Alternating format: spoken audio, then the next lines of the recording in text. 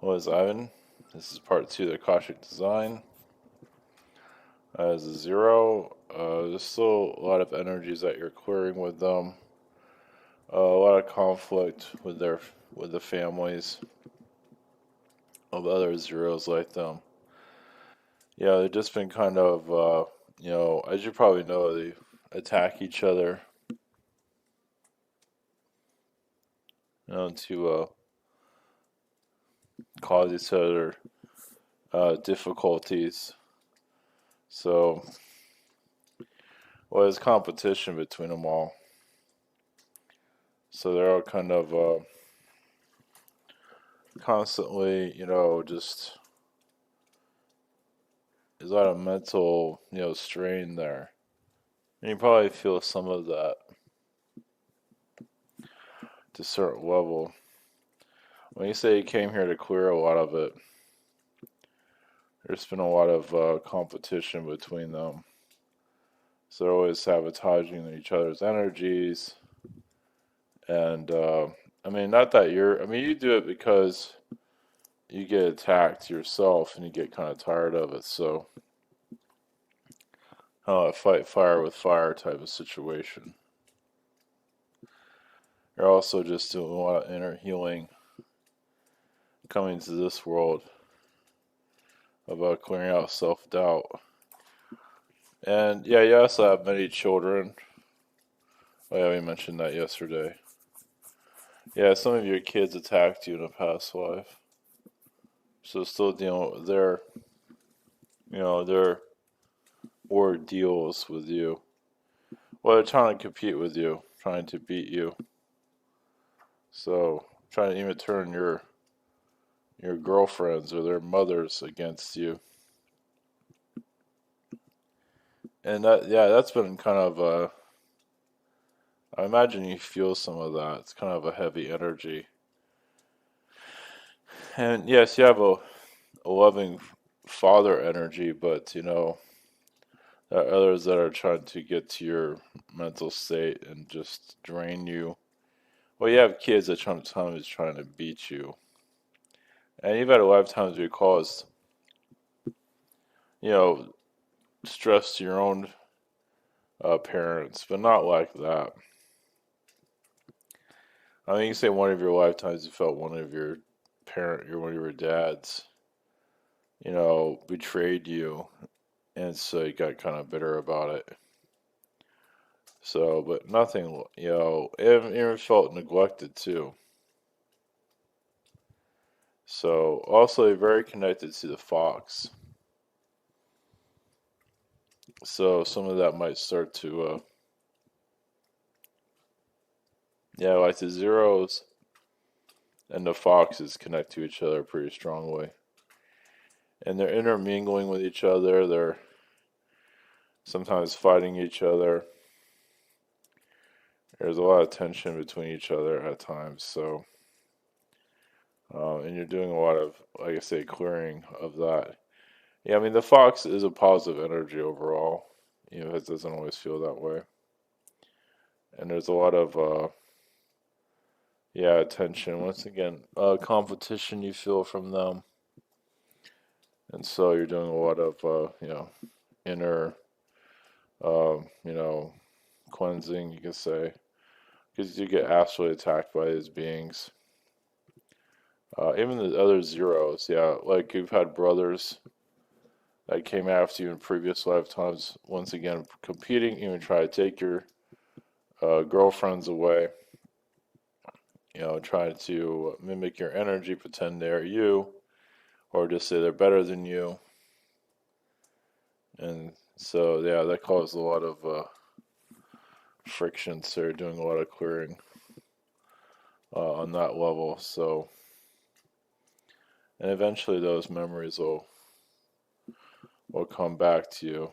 Um, you know, right now it's not making a whole lot of sense, but it probably does make sense. You also had an uncle that turned against you, like an evil uncle. Now he just tried to sabotage you because you just thought it was funny, and you attacked him back. I'm not saying how that happened, Yeah, I had an uncle that was very mischievous to you. I don't think he's your uncle in this life, but definitely in another lifetime. So yeah, just yeah, and even some of your wives, like you said, you had sometimes you had like what 7 wives at once. Sometimes you have like 12 or 8. It all kind of fluctuates depending on the lifetime. And yeah, it's like think like you're in the zero dimension where there's nothing but zero beings everywhere. Society, worlds. Some of them were Mohawks. Yeah, you had a Mohawk actually many lifetimes as a zero. Also, like very good sports. Um, yeah, even like Earth sports like hockey and stuff like that. Even putter golf. But you did it your own way. Kind of a zany, crazy, kind of a wacky way. And you did it for fun, just to be funny or whatever it might be. Sometimes, yeah, you use the putter golf as a weapon, especially against like your father or someone that turned against you. Not that you're violent or anything. It's just that, when you get taken advantage of or getting messed with, you're gonna fight back a little bit. You're also an athlete, and you probably know that, like a basketball player, but realize it's their basketball. It's not like you're like sometimes you play tricks or some kind of crazy, you know, dancing around. You're also a mechanic, but once again, it's very different there than it is here. And you're just doing a lot of mental clearing, power. You just have a lot of power. As a basketball player, I show you as dribbling. Make it really good at that. Yeah, doing a lot of yeah, dribbling.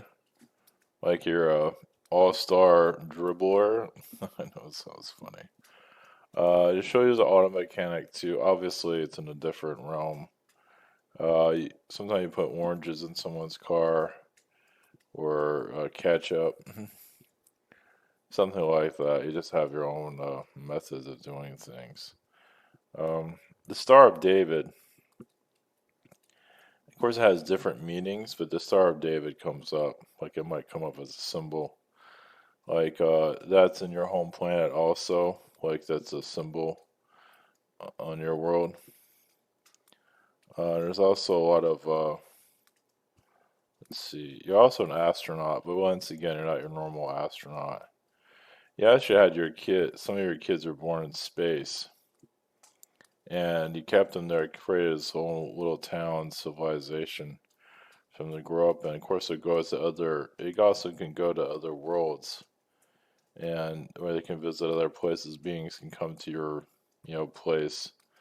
Out in space, it's like a kind of like a dwarf planet. It's like you had a planet all to yourself. Think about it that way. And yeah, it was like sunshine and all that. It had, it was decent, and it had nature too. But it's just like like there wasn't many beings that were that interested in it, and so you made it your home. So you had like your own little planet, kind of like Pluto. At least the size of Pluto. It wasn't like a rock. It was an actual planet like ours. So, fantastic, something like that is what you called it, something around those lines.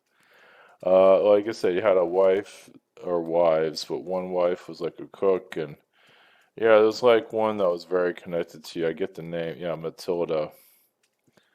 That she was just very connected to you.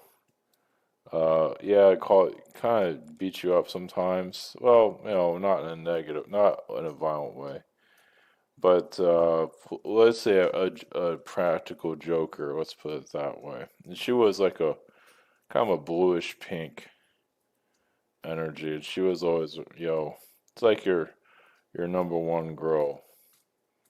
At least that's what they show here. And she had like 12 kids with her or something like that. But you never really, you always loved each other. So. I leave you with that blessings.